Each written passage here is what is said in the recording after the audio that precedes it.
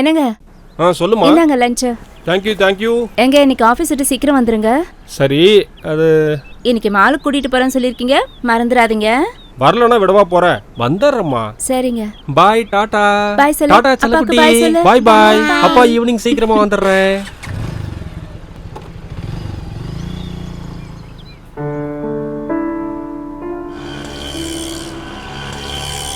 மாப்பிள்ள, வாழ்க்கைன்னா 4 பிரச்சனை வரும் போகும்.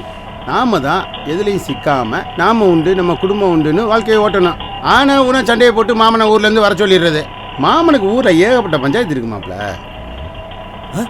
மாமா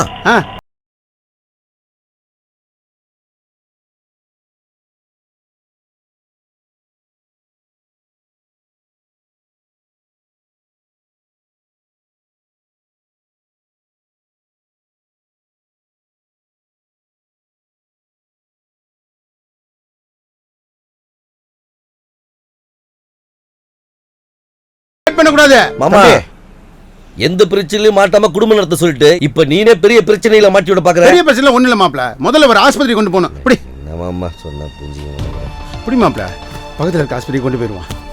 இப்படி கலவிட்டாத, பார்த்து. என்னாச்சு? ஆக்சிடென்ட் ஆயிடுச்சுமா. சீக்கிரம் ஸ்ட்ரெச்சர் எடுத்துட்டு வாங்க. சீக்கிரம் வாங்க. இறங்கி புடி மாப்பிள்ள. வாங்கம்மா வாங்கம்மா. நல்லா புடிங்க சார். கலப்படி. அம்மா அங்க கொஞ்சம் கூட புடிங்கம்மா. புடிங்கம்மா. பாத்து தூக்குங்க. படுக்க படுங்க. பாத்து தள்ளு. தள்ளுங்கம்மா. கொஞ்சம் சீக்கிரம் கொண்டு போங்கம்மா. போங்க, சீக்கிரம் கொண்டு போங்க. ஐமா, நேரா போங்க. நேரா கொண்டு போங்க. போங்க போங்க போங்க.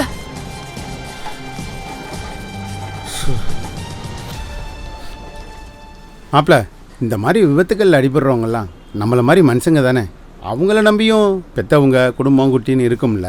அதெல்லாம் சரிதான். என் குடும்ப பிரச்சனை தீக்க வந்துட்டு இந்த பஞ்சாயத்துல வரைய மாட்டி விட்டுட்ட.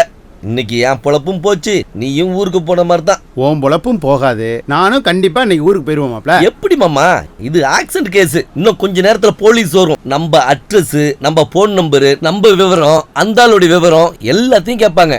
ஆமா கேட்பாங்க. விருப்பம் இருந்தா சொல்லலாம், அவரோட டீட்டெயில் தெரிஞ்சா கொடுக்கலாம், இல்லைன்னா விட்டுருவாங்க.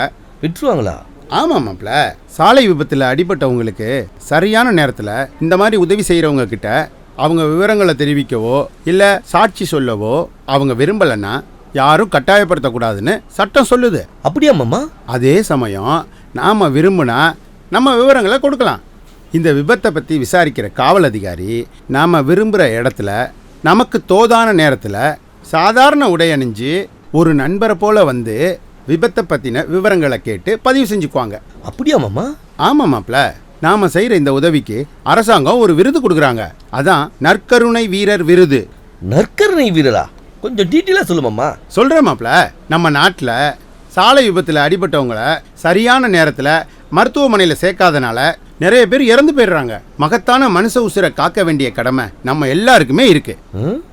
அதை செய்கிற அனைவருக்குமே மரியாதை செய்யணுங்கிற நோக்கத்தில் நம்ம அரசாங்கம் இப்படி ஒரு திட்டத்தை அறிவிச்சிருக்காங்க. அப்ப சாலை விபத்துல அடிபட்டவங்களுக்கு உதவி செய்யறவங்களுக்கு அரசாங்கம் விருது கொடுத்து கௌரவிக்குதுன்னு சொல்ற?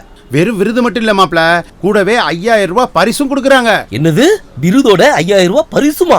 ஆமா மாப்ள, இன்னைக்கு உன் பொழப்பு போச்சுன்னு புலம்புனல்ல, அதனால நம்மளை ஊக்குவிக்க இந்திய அரசின் சாலை போக்குவரத்து மற்றும் நெடுஞ்சாலைத்துறை அமைச்சகம் இந்த 5000 ரூபாய் பரிசை கொடுக்கறாங்க. சரிதான் மாமா, நம்ம 2 பேர் இருக்குமே, அந்த விருதை யார் கொடுப்பாங்க?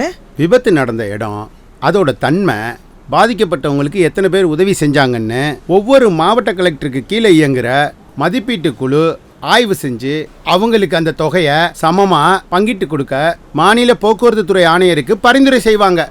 ஓஹோ. ஆக்சிடென்ட் ஆனவங்களை கூட்டிட்டு வந்தவங்க யாருங்க? நாங்க தான் மேடம். ஓ வெரி குட். கரெக்டான நேரத்துல கூட்டிட்டு வந்திருக்கீங்க. பேஷண்ட் இப்போ நல்லா இருக்காரு. ஆமா, வாட்ஸ் யுவர் குட் நேம்? நற்கருணை வீரர்கள் மேடம். மகத்தான மனித உயிர்களை சாலை விபத்தில் இருந்து காக்க மனித நேயத்துடன் கருணையுடன் கரம் கொடுங்கள். நற்கருணை வீரராகுங்கள். தமிழ்நாடு அரசின் போக்குவரத்து மற்றும் சாலை பாதுகாப்பு ஆணையரகம்.